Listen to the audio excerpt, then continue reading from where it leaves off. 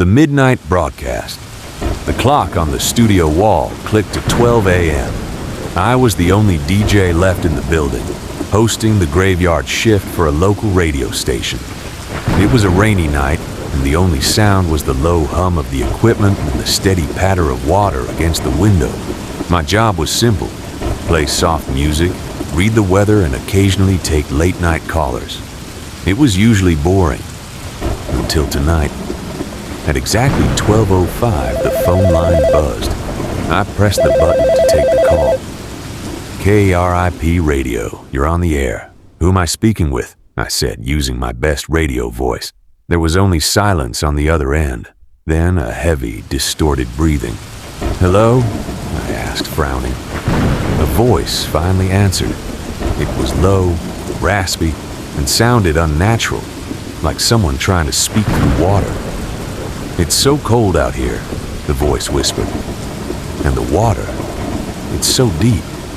I figured it was just a prank caller. Well, it's raining pretty hard tonight. You should get inside, friend, I replied, moving my hand to cut the line. No, you don't understand, the voice said, sharper this time. I'm looking at you right now. A chill ran down my spine. The studio was on the third floor of an old concrete building. The windows looked out over an empty parking lot and a thick forest. Good joke, man, I said, my heart starting to beat a little faster. But I have to get back to the music. You were wearing a red flannel shirt, the voice said calmly. You just took a sip from your black coffee mug. And behind you, the studio door is slightly open. My breath hitched. I slowly turned my head. The heavy studio door, which I always kept locked, was open by a few inches. A dark, empty hallway stared back at me. I grabbed the mouse and cut the call. The radio went back to playing a jazz instrumental, but the silence inside the room was deafening. My hands were shaking. I stood up, walked over to the door, slammed it shut, and locked it. I sat back down, trying to breathe. It had to be a coworker. Someone playing a sick joke on the new guy. 2 minutes later, the phone buzzed again. The caller ID was blank. Against my better judgment, I picked it up.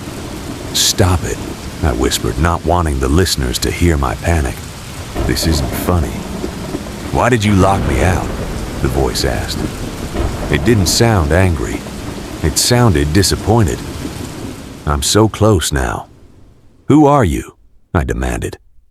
Look at the security monitor, the voice whispered. My eyes darted to the small black and white screen on the corner of my desk.